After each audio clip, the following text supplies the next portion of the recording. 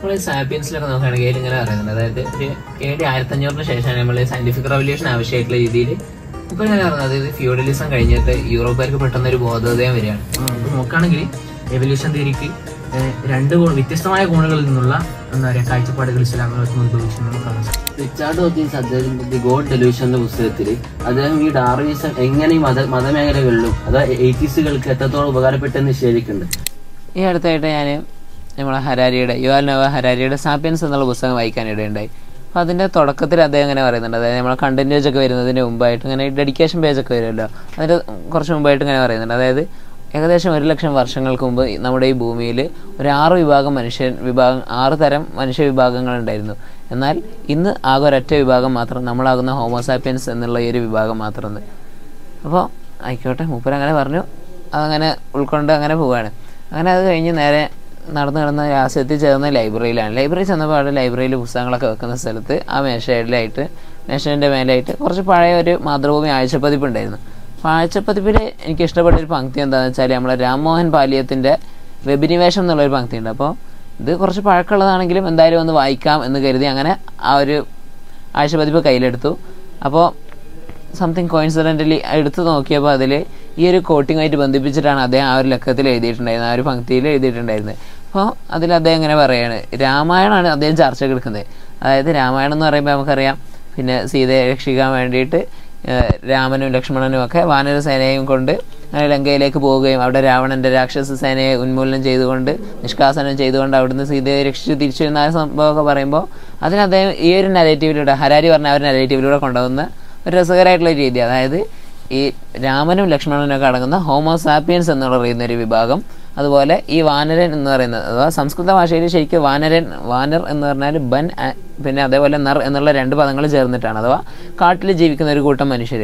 അപ്പോൾ ഈ ഹോമോ വാനരൻ എന്ന് പറയുന്ന ഈ ഒരു വിഭാഗവും പിന്നെ എതിർഭാഗത്തായിട്ട് ശത്രുക്കളായിട്ട് ഒരു ഹോമോ രാക്ഷസൻ എന്ന് പറയുന്നത് നമ്മുടെ രാവണൻ്റെ ഒരു വിഭാഗവും. അങ്ങനെ ഈ ഒരു 2 വിഭാഗങ്ങൾ, ഹോമോ വാനരന്മാരും ഹോമോ സാപ്പിയൻസ് ചേർന്ന് ഹോമോ രാക്ഷസനെ ഇല്ലാതാക്കുന്ന ആ ഒരു വംശത്തെ ഉന്മൂലനം ചെയ്യുന്ന ഒരു രീതി, അങ്ങനെ ഒരു നെഗറ്റീവ് നമുക്ക് വായിക്കുകയാണെന്നുണ്ടെങ്കിൽ നമ്മൾ പലപ്പോഴും ബാലിഷായിട്ട് കേവലം ഒരു ഫിക്ഷണൽ സ്റ്റോറി ആയിട്ട് മാത്രം കാണുന്ന ഇത്തരത്തിലുള്ള മിത്തോളജികൾ, ഇത്തരത്തിലുള്ള ഐതിഹാസികമായിട്ടുള്ള സംഭവങ്ങളൊക്കെ പിന്നെ നമുക്ക് ഒന്നുകൂടി ലോജിക്കലി കുറച്ചൊക്കെ ഒന്ന് എന്നാൽ പിന്നെ അങ്ങനെ ആക്കാലോ എന്നൊക്കെ തോന്നുന്ന രീതിയിൽ ഒന്നുകൂടി ഒരു സിംപ്ലിഫൈ ചെയ്യുന്ന രീതിയിലേക്ക് അദ്ദേഹത്തിൻ്റെ അവർ ആക്കിയാൽ നല്ല രസമായിട്ട് അങ്ങനെ പോകുന്നുണ്ട്.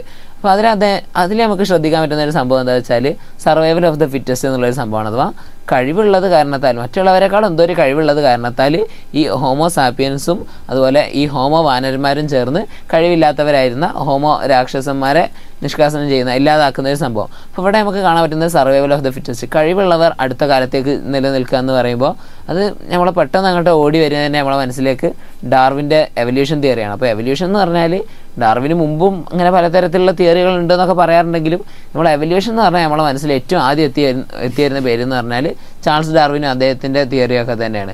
അപ്പോൾ ഈ ഒരു എപ്പിസോഡിൽ, നമ്മുടെ പോഡ്കാസ്റ്റിൻ്റെ ഈ ഒരു എപ്പിസോഡിൽ ഇതിനെക്കുറിച്ചും ഇതിനെ മതങ്ങൾ എങ്ങനെ കാണുന്നു എന്നുള്ളത് കുറിച്ചും ചർച്ച ചെയ്യുന്നത് വളരെ നല്ലൊരു ഐഡിയ ആയിരിക്കും എന്ന് തോന്നുന്നു. സർവൈവൽ ഓഫ് ദ ഫിറ്റസ്റ്റ് എന്ന് പറയുന്ന ആ സിദ്ധാന്തം ചാൾസ് ഡാർവിൻസ് അവതരിപ്പിച്ചത് അദ്ദേഹം 1859 എഴുതിയ on the origin of species എന്ന പുസ്തകത്തിലാണ്.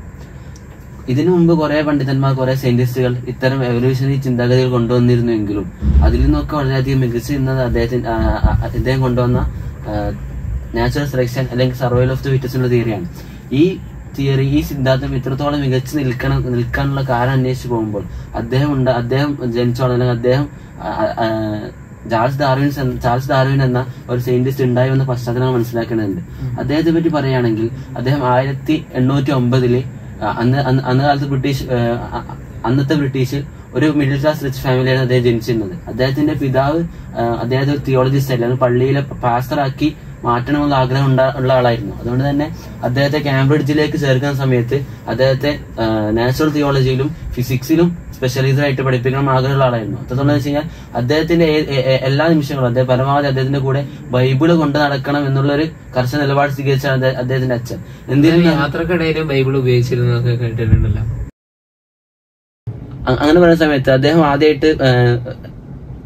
കാംബ്രിഡ്ജ് പഠനം കഴിഞ്ഞ ഉടനെ അദ്ദേഹം നേരെ പോകുന്നത് തന്റെ ചങ്ങാതിയായ ഹെൻസ്ലോന്റെ കൂടെ HMS ബീഗിൾ എന്നുള്ള ഒരു കപ്പലിൽ അദ്ദേഹം ലോകം ചുറ്റി കാണാൻ പോകുന്നുണ്ട്. ആ പോകുന്ന സമയത്ത് അദ്ദേഹം ഓരോ നാടുകൾ കാണുന്ന സ്ഥലങ്ങൾ വള്ളിപുള്ളിയുടെ അഥവാ ഏകദേശം എല്ലാ കാര്യങ്ങളും അദ്ദേഹം ഒരു കുറവ് വരുത്താൻ നല്ല രീതിയിൽ കുറിച്ചു വെക്കുന്നുണ്ട്. അങ്ങനെ അദ്ദേഹം അവസാനമായിട്ട് അദ്ദേഹത്തിന്റെ ഈ നാച്ചുറൽ സെലക്ഷൻ അല്ലെങ്കിൽ survival of the fittest theory ഉണ്ടാക്കാൻ കാരണമായ ഗലപാഗോസ് എന്നുള്ള ദ്വീപിലെത്തിയ സമയത്ത് അദ്ദേഹം അദ്ദേഹത്തിന്റെ കൂടെ ബൈബിൾ ഉണ്ടായിരുന്നു എന്ന് അദ്ദേഹത്തിന്റെ കൂടെ ഉണ്ടായ യാത്രക്കാർ സാക്ഷ്യം വയ്ക്കുന്നുണ്ട്. എന്തായാലും അദ്ദേഹം ആ ഗാലപാഗോസ് ദ്വീപിലെത്തിയ സമയത്ത് അദ്ദേഹം കാര്യമായിട്ട് നിരീക്ഷിക്കുന്നത് അദ്ദേഹം സ്ട്രൈക്കായിട്ട് തോന്നിയത് ഫിഞ്ച് എന്നുള്ളൊരു പക്ഷിയായിരുന്നു. ആ പക്ഷികളൊക്കെ കാഴ്ചയെല്ലാം ഒന്നുപോലെ തന്നെയാണെങ്കിലും അതിന്റെ കൊക്കുകളിൽ ചെറിയ വ്യത്യാസം അദ്ദേഹം കണ്ടെത്തി. അപ്പം അദ്ദേഹം അവിടുത്തെ നാറ്റീവ് പീപ്പിൾസിനോട് ചോദിച്ച സമയത്ത് നാറ്റീവ് പീപ്പിൾസ് പറഞ്ഞു എല്ലാം ഒരു കോമൺ ആൻസെസ്ട്രൽ നിന്ന് ഉണ്ടാവുന്നതാണ് എന്ന് അവരുടെ സംസാരങ്ങളിൽ അദ്ദേഹത്തിന് മനസ്സിലായി. അതുകൊണ്ട് തന്നെ അദ്ദേഹം കൂടുതൽ പഠിച്ച സമയത്താണ് മനസ്സിലായത് ഈ കൊക്കുകൾ ചിലത് നീളമുള്ള കൂർത്തതും ചിലത് നീളം കുറഞ്ഞതും ചിലത് വളഞ്ഞതൊക്കെ ഉണ്ട്. അപ്പം അദ്ദേഹം ആ ജീവിയുടെ ഹാബിറ്റേഷൻ എങ്ങനെയാണ് പഠിച്ച സമയത്ത് അദ്ദേഹം മനസ്സിലായെന്ന് വെച്ച് കഴിഞ്ഞാൽ നീളമുള്ള കൊക്കുകൾ ഉപയോഗിച്ച് മണ്ണിനെ കൊത്തിയെടുക്കുന്നതും വളഞ്ഞ കൊക്കുകൾ ഉപയോഗിച്ച് നിലക്കടല പൊട്ടിക്കുന്ന സ്വഭാവമുള്ള ജീവികളാണ് എന്ന് അദ്ദേഹം മനസ്സിലാക്കി. അങ്ങനെ അദ്ദേഹം ഇതൊക്കെ ഒരുമിച്ചുകൊണ്ട് അദ്ദേഹം പറയുന്നതെന്ന് വെച്ചാൽ ഈ ജീവികൾക്കൊക്കെ ഒരു കോമൺ ആൻസസ്റ്റർ ഉണ്ടായിരുന്നു, അഥവാ ഒരു പ്രപിതാമഹൻ ഉണ്ടായിരുന്നു. അദ്ദേഹത്തിന് ശേഷമുള്ള പരമ്പരയിൽ ഉള്ള ജീവികൾക്ക് അവരുടെ ജീവിത രീതിയിൽ മാറ്റം സംഭവിച്ച സമയത്ത് ക്ലൈമറ്റിനനുസരിച്ച് അഡാപ്റ്റേഷന് വേണ്ടിയിട്ട് എവല്യൂഷൻ നടക്കുന്നു എന്നുള്ളൊരു കാഴ്ചപ്പാട്. അപ്പം അവർ ജീവിക്കുന്ന സാഹചര്യം, അവർക്ക് ഭക്ഷണ രീതി, മറ്റുള്ള ഇതുപോലെ ക്ലൈമറ്റ് ഒക്കെ ചേഞ്ച് ചെയ്യുന്ന സമയത്ത് സ്വാഭാവികമായിട്ടും അവരുടെ കോലത്തിലും ഒരു മാറ്റം എന്ന് അദ്ദേഹം പറയും. അങ്ങനെ അദ്ദേഹം എന്തായി അവിടുന്ന് കുറച്ച് കൺക്ലൂഷനിൽ എത്തിയിട്ട് നേരെ തന്റെ നാട്ടിലേക്ക് തിരിച്ചു പോവുകയും അവിടെ നിന്ന് കുറെ വായനകൾ നടത്തിയും ലൈബ്രറി പുസ്തകങ്ങൾ റെഫറൻസ് ചെയ്തിട്ടും അദ്ദേഹം ഏകദേശം ഒരു ഔട്ട്ലൈൻ ഡ്രാഫ്റ്റ് രൂപം തയ്യാറായിക്കൊണ്ട് ഏകദേശം 5 വർഷം കൊണ്ടാണ് അദ്ദേഹം on the original species on the basis of natural selection എന്നുള്ള പുസ്തകം അദ്ദേഹം എഴുതുന്നത്. അദ്ദേഹം കാര്യമായിട്ട് പറയുന്നത് വെച്ച് കഴിഞ്ഞാൽ ഇങ്ങനെ നേരത്തെ പറഞ്ഞ പോലെ ജീവികൾക്കുള്ള ജനിതക വ്യതിയാനവും അതിലുപരി അദ്ദേഹം പറയുന്നത് വെച്ച് കഴിഞ്ഞാൽ ഈ പുസ്തകത്തിലാണ് അദ്ദേഹത്തിന്റെ ആദ്യമായിട്ട് സർവൈവൽ ഓഫ് ദി ഫിറ്റസ്റ്റ് എന്നുള്ള വേർഡ് അദ്ദേഹം ഉപയോഗിക്കുന്നത്. അഥവാ അദ്ദേഹം അവിടെ 2 സീക്വൻസ് അവതരിപ്പിക്കുന്നുണ്ട്. അതിൽ ഒന്നാമത്തെ സീക്വൻസ് ഭക്ഷണത്തിന്റെ ഫുഡ് ക്രോപ്പിന്റെ ഒരു വളർച്ച പറ്റി പറയുന്നത്, അഥവാ 1, 2, 4, 6 ആ സീക്വൻസ് അതെല്ലാം 2 കൂട്ടിയിട്ട് പോകുന്ന അരിത്മെറ്റിക് പ്രോഗ്രഷനിലാണ് എന്താകുന്നത് അത് പോകുന്നതെങ്കിലും ജനങ്ങളുടെ പോപ്പുലേഷൻ നോക്കുന്ന സമയത്ത് അത് ഇരട്ടിയായിട്ട് പോവുകയാണ്. 2, 4, 8, 16, 32 അങ്ങനെ പോയത്. അപ്പൊ ഡാർവിന് മുമ്പ് മാൽത്തൂസ് പറഞ്ഞ തിയറിയിൽ വരുന്നതല്ലേ, അതായത് പോപ്പുലേഷൻ ഗ്രോത്ത് സംഭവിക്കുന്നത് ജിയോമെട്രിക് പ്രോഗ്രഷൻ എന്നുള്ള രീതിയിലാണ് എന്നുള്ളത്. ആറ് തിയറിയും കൂടി ഒന്നിച്ചെടുത്തുകൊണ്ടാണ് എന്താകുന്നത് ഡാർവിൻ തന്റെ നാച്ചുറൽ സെലക്ഷൻ അല്ലെങ്കിൽ സർവൈവൽ ഓഫ് ദി ഫിറ്റസ്റ്റ് ഉള്ള തിയറി പറയുന്നത്. ഒരു ഉദാഹരണം വെച്ച് വിശദീകരിക്കുമ്പോൾ ഒരു തടിച്ച ആളും ഒരു നല്ല പേശിയുള്ള ആളും ഒരു പേശിയില്ലാത്ത ആൾക്ക് മുമ്പിലേക്ക് ഒരു കോപ്പ ഭക്ഷണം കുറച്ച് മുമ്പോട്ട് വെച്ച് കഴിഞ്ഞാൽ സ്വാഭാവികമായിട്ടും ആ പേശിയുള്ള വ്യക്തി, ആ മസിൽ പവർ കുറഞ്ഞ വ്യക്തി എന്താവും തള്ളിയിട്ടിട്ട് ആ ഭക്ഷണം എടുത്ത് കഴിക്കും. അപ്പൊ അതേ ആ ഒരു തിയറിയാണ് അദ്ദേഹം എന്താകുന്നത് തന്റെ ആ പുസ്തകത്തിൽ ഒരു natural selection theory survival of fittest എന്നുള്ളത് അദ്ദേഹം അവതരിപ്പിക്കുന്നത്. എന്നിരുന്നാലും ഇദ്ദേഹത്തിന്റെ ഈ കണ്ടെത്തൽ എന്താണ്ട് പിന്നീട് പല മേഖലകളിലും പൊളിറ്റിക്കൽ ഡാർവിനിസം അവതരിപ്പിച്ച ആളുണ്ട്, സോഷ്യൽ ഡാർവിനിസം അവതരിപ്പിച്ച ഹെർബർട്ട് സ്പെൻസർ പോലത്തെ ആൾക്കാരുണ്ട്, കുറച്ച് ആൾക്കാരുണ്ട്. അപ്പൊ ഇദ്ദേഹത്തിന്റെ വെറും ഒരു ബയോളജിയിൽ മാത്രം എന്നൊരു പുസ്തകം എന്തായിട്ടുണ്ട് അത് പൊളിറ്റിക്സിലും സോഷ്യോളജിയിലും എല്ലാം നല്ലൊരു ഇമ്പാക്റ്റിന് ഉണ്ടാക്കിയെന്ന് പറയും. അതെ, നമ്മളിപ്പം നമുക്ക് ഇസ്ലാമിന്റെ ഗോൾഡൻ ഏജിനെ കുറിച്ച് അറിയാം. അപ്പം അവിടെ എല്ലാ തരത്തിലുള്ള പഠനങ്ങളും നടന്നിരുന്നു.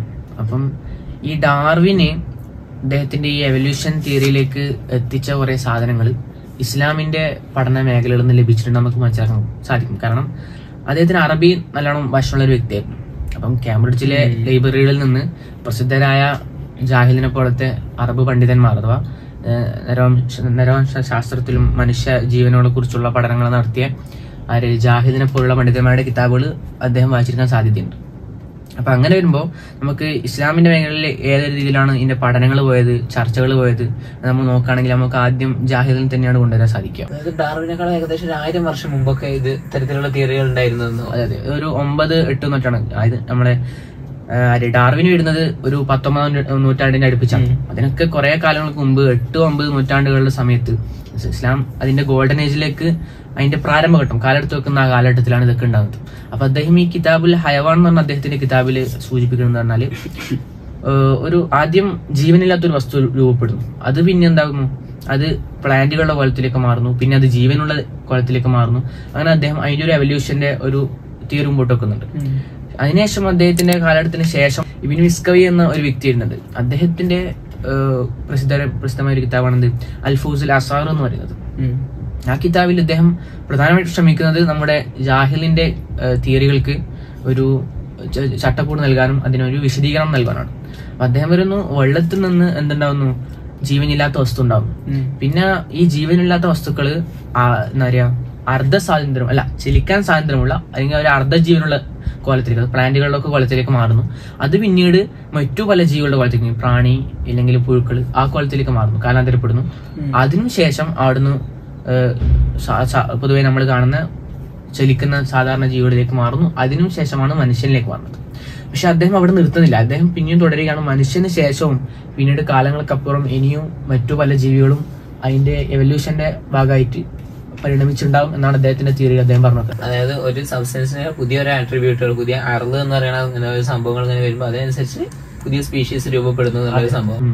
പക്ഷെങ്കിൽ ഇവിടെ ഡാർവിനും ഈ ഇസ്ലാമിക പണ്ഡിതന്മാരും തമ്മിലുള്ള വ്യത്യാസം എന്നാൽ ഡാർവിൻ നമ്മൾ എന്താണ് നാച്ചുറൽ സെലക്ഷൻ ആണ്, അത് ദൈവത്തിന്റെ ഒരു കൈയടത്തലുകളും ഇതിലുണ്ടാകുന്നത്, മെക്കാനിസം ആയിട്ടുള്ളത് തനിയെ ഇതിന്ന് പ്രകൃതിയിൽ നിന്ന് ഉത്ഭവിച്ചിട്ടുണ്ടാകുന്ന അദ്ദേഹം പറഞ്ഞത്. പക്ഷെങ്കിൽ ഇവിടെ ജാഹിലും നമ്മുടെ ഇബ്നു മിസ്കി ഒക്കെ പറയുന്നത് എന്താണ്, ഇതിന് ദൈവത്തിന്റെ പിന്തുണയോടെ അല്ലെങ്കിൽ ദൈവത്തിന്റെ ആ ഒരു ഇടപെടലോടുകൂടിയാണ് എന്താണ് ഈ എവല്യൂഷൻ സഞ്ചരിക്കുന്നത് അല്ല സംഭവിക്കുന്നതെന്നാണ് നമ്മുടെ പ്രധാനമായിട്ടുള്ള ഒരു വ്യത്യാസം. പിന്നെ വെറുതെ എവല്യൂഷൻ അല്ല, ഒരു തിയസ്റ്റിക് എവല്യൂഷൻ, ദൈവത്തിന് ഒരു പ്രൈമസി ഉള്ള ഒരു എവല്യൂഷൻ. കൃത്യമായിട്ട് അതുപോലെ തന്നെ നമുക്ക് കാണാൻ സാധിക്കുന്നതാണ് ഇവർ നമ്മൾ വ്യത്യാസമായിട്ട് എന്താ പറഞ്ഞാല് നമ്മുടെ ഡാർവിന് എന്താക്കുന്നുണ്ടോ, മനുഷ്യനോടുകൂടി എവല്യൂഷൻ പൂർണ്ണമായി, ഇനി അപ്പുറത്തേക്ക് എവല്യൂഷൻ ഉണ്ടാവില്ല. നമ്മുടെ ഇബ്നു മിസ്കയുടെ ആ തിയറിയോട് എതിരാകുന്നുണ്ട്. അപ്പം പിന്നെ നമുക്ക് അതേപോലെ നോക്കുകയാണെങ്കിൽ ഇബ്നു ഖൽദൂൻ നമ്മൾ വരുന്നുണ്ട്, ഒരു വലിയ സോഷ്യോളജിസ്റ്റ് ആണ് അദ്ദേഹം. അത് ഇപ്പൊ നമ്മൾ യൂറോപ്പിൽ കാണുന്ന അല്ലെങ്കിൽ ആധുനിക കാലഘട്ടത്തിൽ കാണുന്ന എക്കണോമിക്സ്, സോഷ്യോളജി അതിന്റെയൊക്കെ ആദ്യ രൂപം ഉണ്ടാകുന്നത് ഇസ്ലാമിക ലോകത്താണെന്നാണ് അദ്ദേഹത്തിന്റെ മുഖദ്ദിമയിൽ കൃത്യമായി പ്രതിപാദിക്കുന്നത്. അപ്പം ഈ എവല്യൂഷന്റെ തിയറികളും ആ കാലഘട്ടത്തിൽ ഇസ്ലാമിക ലോകത്ത് വലിയൊരു ചർച്ചയായിരുന്നു എന്ന് മുഖദ്ദിമയിൽ നമുക്ക് കാണാൻ സാധിക്കും. അപ്പോൾ അത്തരത്തിലുള്ള കൃത്യമായ തെളിവുകൾ ആ വാദത്തെ ബലപ്പെടുത്തുന്നുണ്ട്. പിന്നെ കേവലം ഒരു ശാസ്ത്ര ലോകത്തിന്റെ അല്ലെ ശാസ്ത്രത്തിന്റെ കാഴ്ചപ്പാടോട് കൂടി മാത്രമല്ല നമുക്ക് എന്താ പറയാ ദൈവികമായി അല്ലെങ്കിൽ ദൈവത്തോടുള്ള ഒരു ആത്മബന്ധത്തിൽ നിന്ന് ഒരു തസൂഫിന്റെ ഒക്കെ ഒരു കോലത്തൊന്നും എവല്യൂഷനെ കുറിച്ച് ഉള്ള ചർച്ചകളൊന്നും നമുക്ക് കാണും. നമുക്ക് ആരറിയാം, റൂമിനെ അറിയാം, ജലാലുദ്ദീൻ റൂമിനെ കൊനിയിലെ വലിയ പണ്ഡിതനായിരുന്നു. ആദ്യം കേവലം ഒരു മുസ്ലിം പണ്ഡിതൻ തുടങ്ങി പിന്നെ ഭൗതികവും മതപരമായ പാഠ്യ പദ്ധതികളൊക്കെ അദ്ദേഹം പഠിച്ചെടുത്ത് അത് രൂപീകരിക്കുന്നു.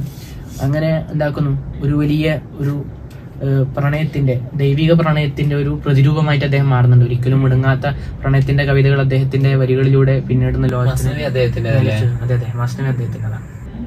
അപ്പം ഈ റൂമിന്റെ ഒരു കാഴ്ചപ്പാടുണ്ട്, എന്ത് ജീവൻ ഇല്ലാത്തതിൽ നിന്ന് ഇതാക്കുന്നു ജീവന് ഉള്ളതിലേക്കുള്ള എവല്യൂഷന്, അവിടുന്ന് പിന്നെ മനുഷ്യനിലേക്കുള്ള മാറ്റം, അവിടുന്ന് പിന്നെ മനുഷ്യൻ എന്ന് പറഞ്ഞാൽ നമുക്ക് ഒരു പരിധികളൊക്കെ നിശ്ചയിക്കപ്പെട്ടൊരു ജീവിയാണ് മനുഷ്യൻ.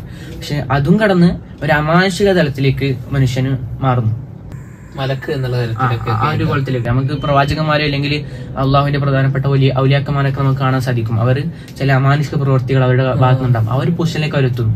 പിന്നെ അതും കടന്ന് അവരെന്താകുന്നു ദൈവികമായ സാന്നിധ്യത്തിലേക്ക് അലിഞ്ഞു ചേരുന്നു എന്നാണ് അദ്ദേഹം പറയുന്നത്. അതോ ദൈവമായിട്ട് മാറുന്നല്ല, മറിച്ച് അവരെന്താകുന്നു ആദ്യം ഇല്ലാത്തതൊന്നും ഉണ്ടാവുന്നു, പിന്നെ അത് വീണ്ടും ഇല്ലാതാവുന്നു, ഒരു പൂജ്യം എന്നൊരു ഘട്ടത്തിലേക്ക് മാറുന്നു. പിന്നീട് നേരെ ദൈവത്തിലേക്ക് അലിഞ്ഞു ചേരുന്ന ഒരു സിദ്ധാന്തമാണ് റൂമിയോടെ പറഞ്ഞു വെക്കുന്നത്. അപ്പൊ നമുക്ക് നോക്കുകയാണെങ്കിൽ എവല്യൂഷൻ തിയറിക്ക് രണ്ട് വ്യത്യസ്തമായ കോണുകളിൽ നിന്നുള്ള എന്താ പറയാ കാഴ്ചപ്പാടുകൾ ഇസ്ലാമിക ലോകത്ത് ഉത്ഭവിച്ചിട്ട് നമുക്ക് കാണാൻ സാധിക്കും. അതായത് ഇപ്പോൾ ഡാർവിനെ ചെയ്തിട്ടുള്ളത് നോക്കുമ്പോൾ പുതിയൊരു തിയറി കണ്ടെത്തുക എന്നുള്ളതൊന്നും സംഭവിച്ചിട്ടില്ല. നമ്മൾക്ക് പിന്നെ 19ാം നൂറ്റാണ്ടില് ജോൺ വില്യം ഡ്രൈപ്പർ ഒക്കെ പറഞ്ഞതുപോലെ ഈ മുഹമ്മദൻ തിയറി ഓഫ് എവല്യൂഷൻ എന്ന് പറയുന്ന ആ ഒരു സംഭവത്തിന് ഒരു സയന്റിഫിക് ടേംസിൽ അദ്ദേഹം അവതരിപ്പിച്ചു എന്നുള്ളത് മാത്രമേ അദ്ദേഹത്തിന്റെ ഭാഗത്തു നിന്നുള്ള ഒരു കൺട്രിബ്യൂഷൻ ആയിട്ടുള്ളൂ എന്ന് പറയുന്ന രീതിയിലുള്ള ഒരു സംഭവമാണ് ഇപ്പൊ നമുക്ക് മനസ്സിലാക്കാൻ സാധിക്കുന്നത്. നമ്മൾ ഈ സാപ്പിയൻസിലൊക്കെ നോക്കുകയാണെങ്കിൽ ഇങ്ങനെ പറയുന്നുണ്ട്, അതായത് ഒരു AD 1500 ശേഷമാണ് നമ്മൾ സയന്റിഫിക് റവല്യൂഷൻ ആവശ്യമായിട്ടുള്ള രീതിയിൽ ഇപ്പൊ ഇങ്ങനെ പറയുന്നത്. അതായത് ഫ്യൂഡലിസം കഴിഞ്ഞിട്ട് യൂറോപ്പുകാർക്ക് പെട്ടെന്ന് ഒരു ബോധോദയം വരികയാണ്. അതായത് നമുക്ക് ഇനിയും കൂടുതൽ അറിയാൻ സാധിക്കും, നമുക്ക് ഇനിയും ഒരുപാട് കണ്ടെത്തേണ്ടതുണ്ട് എന്നുള്ള ഒരു ബോധം വരുന്നത്. അതിനുശേഷമാണ് സയൻസും ക്യാപിറ്റലിസവും പരസ്പരം ഇങ്ങനെ ഒത്തുപോകുന്നതും അങ്ങനെ ഈ സയന്റിഫിക് റവല്യൂഷൻ നടക്കുന്നതൊക്കെ. അപ്പൊ ഈ ഒരു സമയത്ത് പിന്നെ എന്താ പറയാ, ഈ ഒരു കാലഘട്ടത്തിന് ശേഷമായിട്ടാണ് ഈ റിനൈസൻസ് എൻലൈറ്റ്മെന്റിന്റെ ഒക്കെ ഒരു ഭാഗത്തിന് അതിന്റെ ഒക്കെ ഒരു പിന്നോടി എന്നുള്ള നിലക്കാണ് നമ്മുടെ ചാൾസ് ഡാർവിനൊക്കെ 19ാം നൂറ്റാണ്ടിൽ ഈ തിയറി ഒക്കെ ആയിട്ട് വരുന്നത്. പക്ഷെ ഇതിനു മുമ്പും വലിയ രീതിയിൽ സയന്റിഫിക് ആയിട്ടുള്ള ഒരുപാട് റവല്യൂഷൻസ് നടന്ന ഒരു സമയമുണ്ടല്ലോ. അതായത് പിന്നെ ഏറ്റവും അടുത്ത കാലം നോക്കുകയാണെന്നുണ്ടെങ്കിൽ, സിമ്പിൾ ആയിട്ട് നോക്കുകയാണെന്നുണ്ടെങ്കിൽ നമ്മൾ ഇസ്ലാമിക് ഗോൾഡൻ ഏജ് എന്ന് പറയുന്ന സംഭവം, അതായത് ഏകദേശം 8ാം നൂറ്റാണ്ട് മുതൽ 13ാം നൂറ്റാണ്ട് വരെയുള്ള കാലത്ത് അപ്പൊ ഈ സമയത്തും പിന്നെ വലിയ രീതിയിൽ ബയോളജിയിലും ആസ്ട്രോണമിയിലും ഫിസിക്സിലൊക്കെ വലിയ രീതിയിൽ ഒരുപാട് ഡെവലപ്മെന്റ്സ് നടക്കുന്നുണ്ട്. അപ്പോൾ ഇതുമായിട്ട് ബന്ധപ്പെട്ടിട്ട് ചാൾസ് ഡാർവിന് മുമ്പേ ഇത്തരത്തിലുള്ള എവല്യൂഷണറി തിയറികൾ മുന്നോട്ട് വെച്ചിരുന്ന ശാസ്ത്രജ്ഞന്മാരുണ്ടായിരുന്നു.